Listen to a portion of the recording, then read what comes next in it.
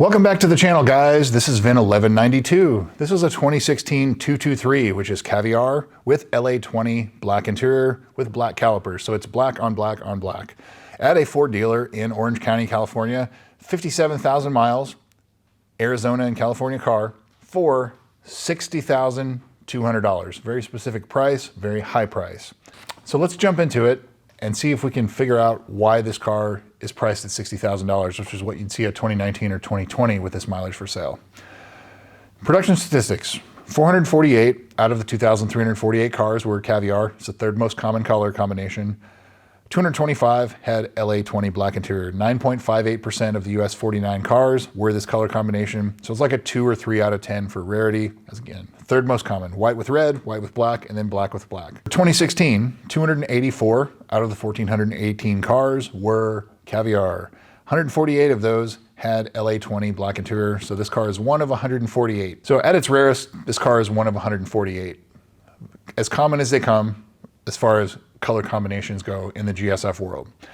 Carfax, Epic VIN, and AutoCheck. So Carfax shows this as a 2-owner, no accident car. Epic VIN shows this as a 2-owner, no accident car. And AutoCheck shows this as a 2-owner, no accident car. So I think it's safe to assume this is a 2-owner, clean title, no accidents, Arizona and California car. So pretty desirable in the world of GSFs for people that are shopping for one of these. Previous sales. So this car was first on sale in April of 2016 for $87,000 in Arizona. And it may have been a dealer demo because it was sold to the first owner as a lease in February of 2017, but it already had 3,200 miles on it at that time. So like 10 months for sale, but somebody put 3,200 miles on it. So it could be a dealer, but it was never titled until it was leased. February of 2020, no price listed in Arizona with 19,000 miles, and it sold to a buyer in California in June of 2020, so like 4 months for sale.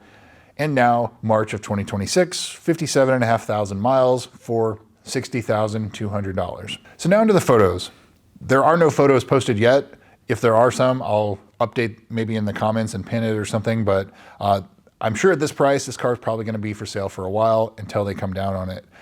So maybe there will be some photos eventually. The previous for sale photos that I have, it was from 2016 and from 2020. And in those, it looked really good. But again, those archived photos, they're not the highest of quality. So, you know, it looked good, but I don't have a lot to go on. You can see that it's black on black with black calipers. And it does have the Mark Levinson stereo optioned. And that's really the only option it had otherwise. So it's kind of a low option car. It doesn't have the lighted door sills. It doesn't have the all-weather floor mats, anything like that. Wheel locks were not an option on this one. It didn't have that Z2 package noted. As far as the price goes, $60,000, as I said, you're competing with 2019s and 2020s that have similar mileage, around 60,000 miles. Unless it's supercharged or heavily modified since the owner acquired it in 2020, you know, it's like $8,000 to $10,000 overpriced. And the 16s with this kind of mileage, like 40 to 70 or 80,000 miles is kind of like the average miles that you see for these cars, which is still a low mile, but that range should be like $48,000 to $52,000. So if it's an extremely nice example, no issues, no accidents, on the higher end of it. Lower end, 48 or below. And depending on what it needs, cosmetic condition, things like that. You know, so if it needs brakes, tires, things like that, then you know, adjust accordingly.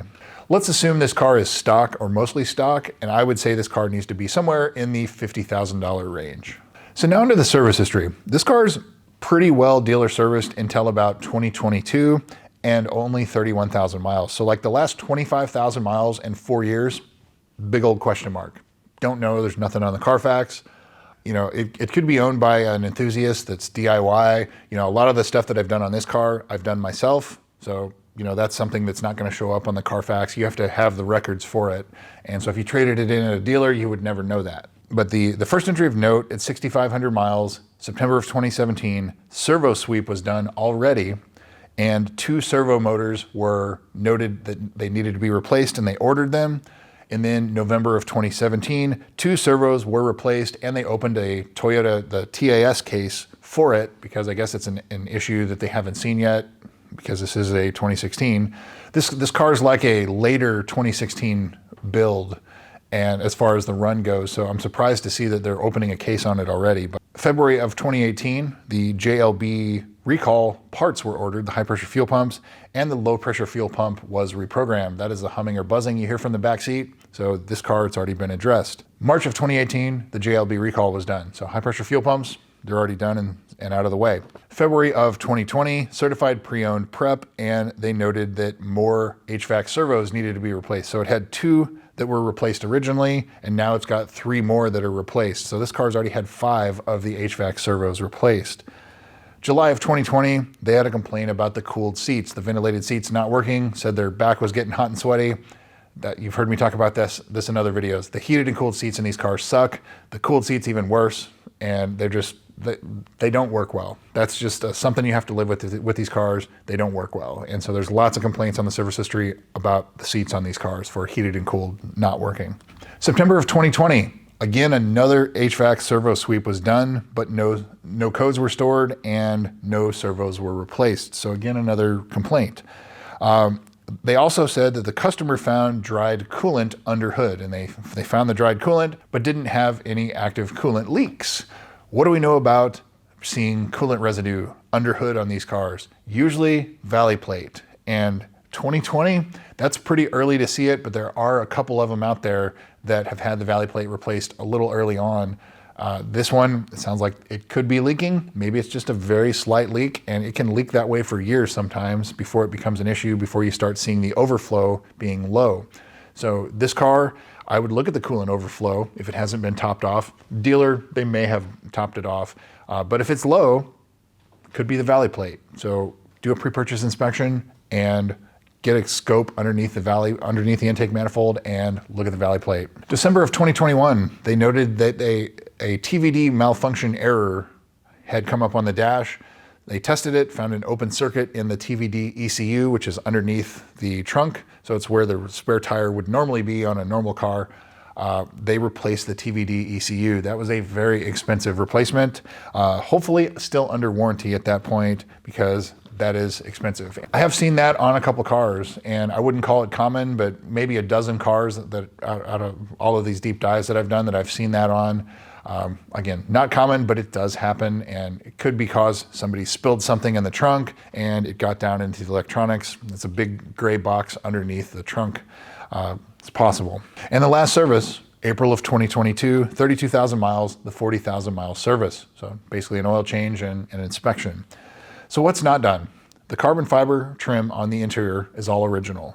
The brakes and tires, possibly. I don't see anything recently where that was replaced. Front lower control arm bushings, look at the insides of the front tires. Make sure you don't see any inner tire wear. If you do, that's probably what's going on. The KLG is not done. That is the GPS location. Don't see where that's been done, but if you install an aftermarket Android Auto or CarPlay unit, then it's not a concern anyway. Many complaints on this car about the servos and servos going bad. It's had 5 of them replaced, and it still had a complaint after those 5 were replaced. So that would tell me, make sure this car's fully warmed up and go test everything out. Set one side to max hot, one side to max cold, cycle through everything, and then flip sides. Make sure everything responds. Not overly concerning, but it is something to note that there have been so many complaints on this particular car. And it's basically, these cars either have problems with them or they don't. I don't see any in between. You know, there may be where you have one servo replaced or a code stored, but then they do the servo sweep and it goes away. This car's had repeated issues with it. The ZLZ, the dash being sticky or cracked or deforming, the in-service date on this car is January 30th of 2017, so you have until January 30th of 2027 to get that replaced. This is an Arizona and California car, so it would not surprise me at all if it is sticky. Even the slightest bit sticky, Lexus will replace it. And so you have 10 years from the in-service date to do that. The 60,000 mile service is coming soon, so that's brake fluid, spark plugs, in-depth inspection of everything. I would also do the transmission service and the TVD service, along with the coolant if the valley plate is not leaking. If the valley plate's leaking, you're gonna do the coolant anyway. It probably needs it. I'm just guessing. Would not be surprised to see if this car has a leaking valley plate. So that brings me, so basically like it's just the usual stuff. I don't see anything out of the ordinary in this car other than possibly brakes and tires. So that brings me to, would I buy this car? I think I would if it was significantly cheaper. $50,000, if this car needed no brakes, no tires, the valley plate wasn't leaking, anything like that. The carbon fiber trim wasn't delaminating. If it was, deduct accordingly. But at $60,000, no way. Wouldn't even consider it at that price. It would have to come off $8,000 to $10,000 at least, assuming it needs nothing else. So if it needs $5,000 to $10,000 worth of work, the price keeps going down. So that's what I've got for you guys. VIN 1192. It could be worth checking out, but you got to get it a whole lot cheaper, and it hopefully doesn't need a whole lot of work. So that's what I've got for you. Thanks again for watching. We'll see you soon.